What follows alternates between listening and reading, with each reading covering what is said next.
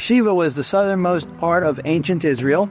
The Bible says in many places, including here in 1 Kings 4, during Solomon's lifetime, Judah and Israel from Dan to Beersheba lived in safety, everyone under their own vine and under their own fig tree. That was the borders of ancient Israel, Dan to Beersheba.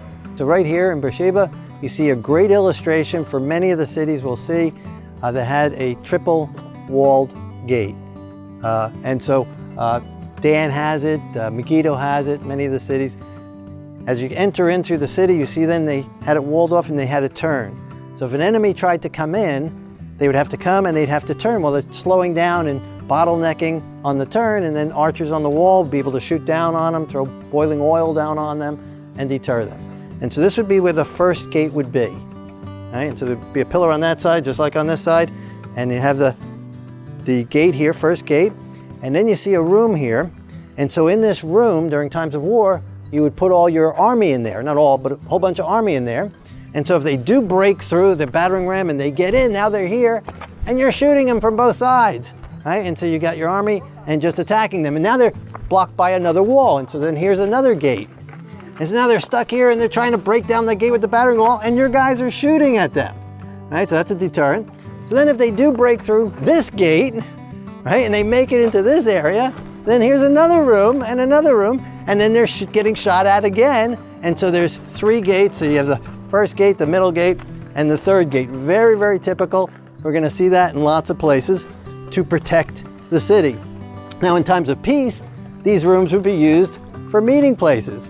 We read about that in the Bible, such as Boaz meeting at the gate in order to settle and get the signed agreement regarding Ruth, right? And so in our lives, we need to protect our spiritual cities, our spiritual mind, and how the devil tries to enter in and to destroy us, how the enemy tries to get in and affect us. And so the three most important gates that we need to have to protect our minds and hearts are accepting the Messiah's sacrifice in our behalf, accepting our death in Him, and being filled with the Holy Spirit. And then the Holy Spirit's able to give us the power to pray, to read His Word, and to worship together. Now, some people will think the three gates are prayer, reading the Bible, and worshiping. But if we don't have the real three gates, then that's just works. We need God's sacrifice, Messiah's sacrifice on our behalf. We need to accept our death to our carnal nature in Him, and we need the Holy Spirit that gives us that power to be able to pray, to be able to really read His Word. Spiritual things are spiritually discerned. And then to be able to worship together.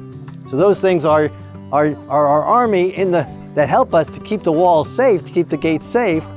But the gates themselves are the sacrifice of the Messiah, our death in Him, and our filling with the Holy Spirit, giving us the power to live godly lives for Him. Protect your gates. Protect the mind.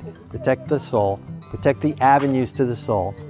So what do we listen to? What do we watch? What do we read? What are we letting in to our gates?